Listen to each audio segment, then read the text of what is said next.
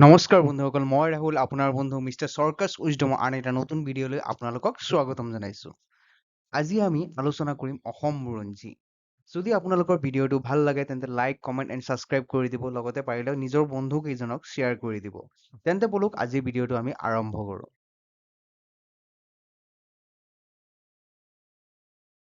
বুৰঞ্জী শব্দৰ অৰ্থ কি?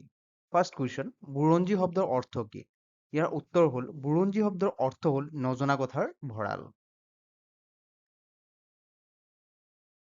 তাৰপিছত আমাৰ ছেকেণ্ড কুৱেশ্যন হ'ল কুৰুক্ষেত্ৰৰ যুদ্ধত অংশগ্ৰহণ কৰা প্ৰাগজ্যোতিষপুৰৰ ৰজাজন কোন আছিল? ইয়াৰ উত্তৰ হ'ল ভগদত্ত। তাৰপিছত আমাৰ থাৰ্ড কুৱেশ্যন হ'ল কামৰূপ ৰাজ্যত বৰ্মন বংশৰ প্ৰতিষ্ঠাতা কোন? ইয়াৰ উত্তৰ হ'ল পুষ্য বৰ্মন। তাৰ পিছৰ কুৱেশ্যন হ'ল পুৰণি কামৰূপৰ বিভাগ চাৰিটা কি কি?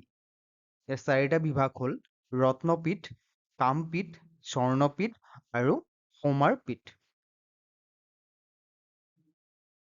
তাৰ পিছত কুৱেশ্যন, মষ্ট ইম্পৰ্টেণ্ট হৈছে কুৱেশ্যন হয় আহোমসকল অসমলৈ কেতিয়া আহিছিল? 1228 খ্ৰীষ্টাব্দত আহিছিল। আহোম ৰাজ্যৰ প্ৰতিষ্ঠাতা কৰিছিল কোনে? স্বৰ্গদেউ চাওলুং চুকাফাই।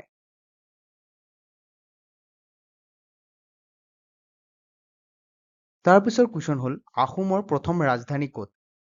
অৰ্থাৎ আহোমৰ ৰাজধানীখনৰ নাম কি? আহোমৰ প্ৰথম ৰাজধানীখন হৈছে চৰাইদেউ।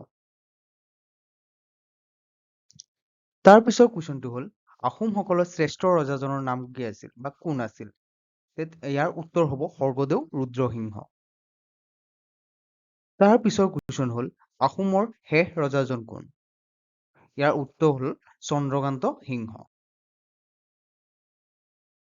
তাৰ পিছৰ কুৱেশ্যন হ'ল লৰা ৰজাৰ প্ৰকৃত নাম কি আছিলে?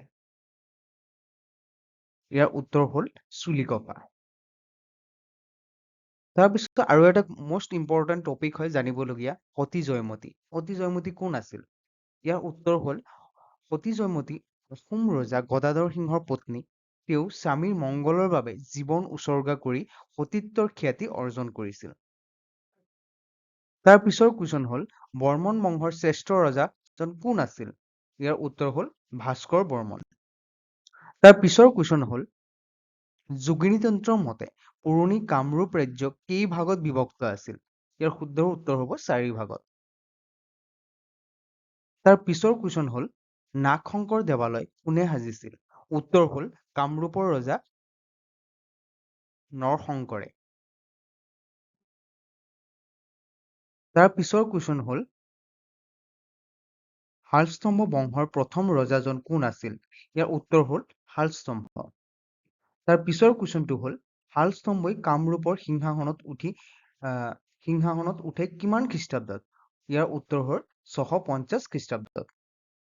তাৰ পিছৰ কুৱেশ্যনটো হ'ল শালস্তম্ভ বংশৰ অন্তিম ৰজাজনৰ নাম কি আছিল? ত্যাগ সিংহ।